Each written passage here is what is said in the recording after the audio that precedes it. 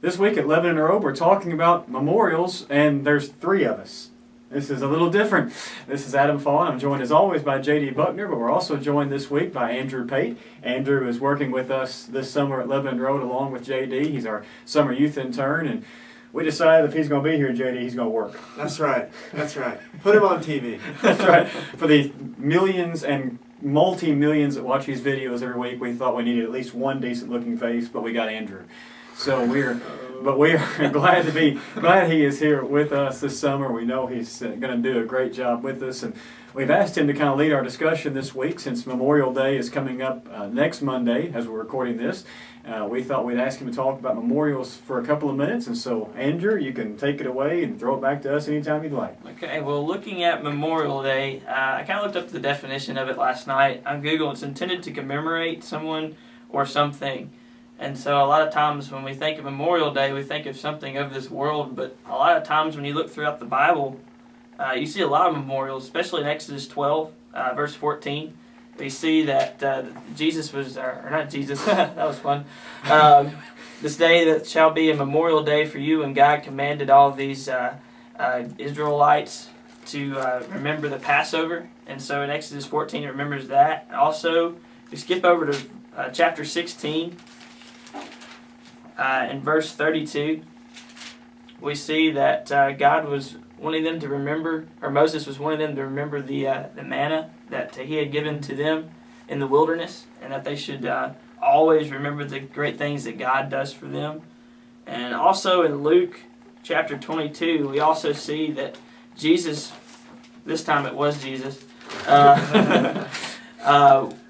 wanted them to remember his body for the Lord's Supper, and so each time that we partake of it, that we should always remember the things that he has done for us. Now guys, this is kind of what I want to flip it off to you. Sometimes I think in the world today, we think of Memorial more as a military type day, more of that, and I think that we sometimes forget that Jesus, died for us. And I mean, we know he died for us, but we don't exactly memorialize it like we do other things in this world. What do y'all think on that?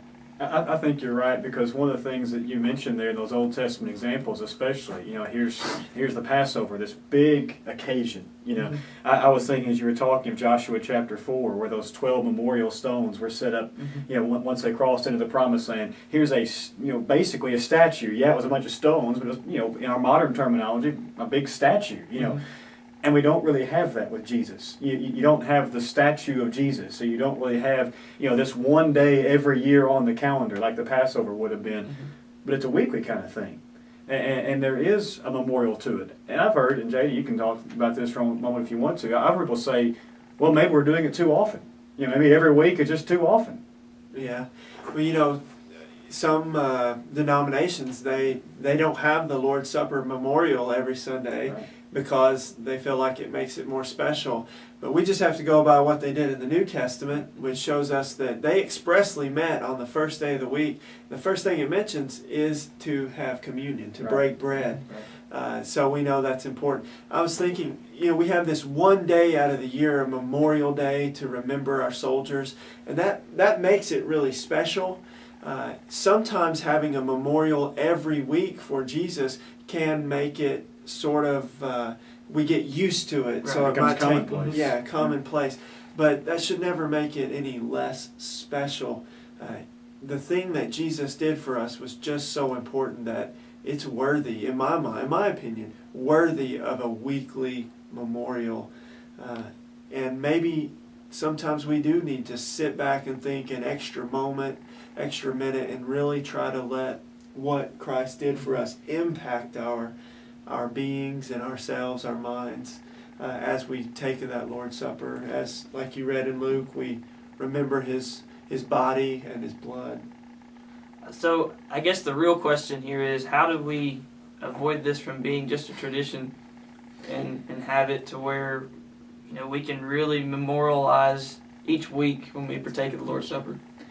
That's a great question. It's something that I think if all of us are honest, we've struggled with at some point. Because just in our human nature, we can come to worship and we can check off the 5 things. You know, all right, we sung a song. All right, we may sing a few more, but we sung one, right? We've had the sermon. It took a while, but we had the sermon, right? And now they're passing around some trays, and we'll get through with that. But you mentioned one thing, maybe not even without even realizing it. Go back and read the accounts of the cross. You know, while those trays are being passed, while you're eating or whatever, take a few moments and read those accounts. Read hymns. I used to do this a lot. In fact, I tell this, and Leah knows I use this example. I've used it in sermons before. When we were dating, she would see me during the Lord's Supper getting the songbook out, and she actually one time just was mad and said, "What are you doing?" I said, "Look at what I'm reading." Oh, yeah. I'm a musical person, so it was a way for me to think through those lyrics of songs like "Oh Sacred Head" or things like that. I've known of people who journaled during the Lord's Supper, and that may seem a little bit out of place in worship. I don't think it is if they're not making a big deal out of it, but maybe they're writing a little notebook or in the margin of their Bible as they think of something that goes along with the Lord's Supper. One that is not in worship, but as I was talking about Joshua 4 a few moments ago, when your children ask you, that focuses your mind on the Lord's Supper. You take it every week, and at some point, if you have children, when you're driving home, they're going to ask, "What in the world are you all doing?" And they may ask it in a childish way, and that's fine. Why are you drinking grape juice at church? That's a fair question for a 5-year-old to ask. Yeah, that's a fair question. And if nothing else focuses your mind on the Lord's Supper, that will, because it really makes you think. They're noticing what we're doing. Why am I not noticing what I'm doing? JD, what are some things you think of? Well, all those that you mentioned I thought were really great. I like to pray whenever I take the Lord's Supper, and a specific prayer, not just general prayer, thank you for the day and things that are on my mind, but expressly pray about Jesus Christ, thanking for that sacrifice and trying to think about how he lived his life and what he taught and how he died and what that did to change the world, all of those sorts of things. So there's just another way to try to keep that memorial focused on what it should be. Well, I really think that in this, we're not really trying to say that we don't want to remember those who have died before us. We know that that's a very important day, and we recognize that this is the reason for this day, but I think the thing that we really wanted to get across today would be the fact that let's not take for granted that Jesus died for us, and that death should not be meaningless. And so that we should really try to remember it each and every day, maybe not just on Sundays when we partake of the Lord's Supper. So I think this was a very a great topic to look at, for sure.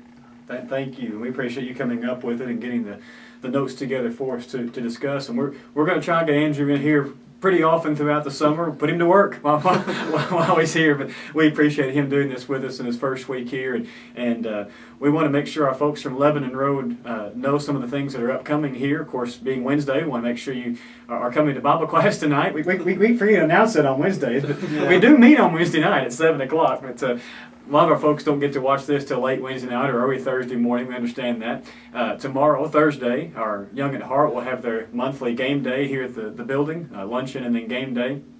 And they always enjoy that time together. And I like going over and sneaking lunch since it's free food. There you go. That's right. This coming Sunday evening, there'll be a youth devotional at some weird person's house. We're hosting it. Fond family of 4. Yeah, we're looking forward. Always look forward to doing that about once a year, having that at our house, and that'll be after church Sunday evening. And of course, as we mentioned here, Monday is Memorial Day. We hope that you'll be with your family or with some friends and enjoying that day together as well. We look forward to being back with you again next week here on the videos, and until then, this is This Week at Lebanon Road.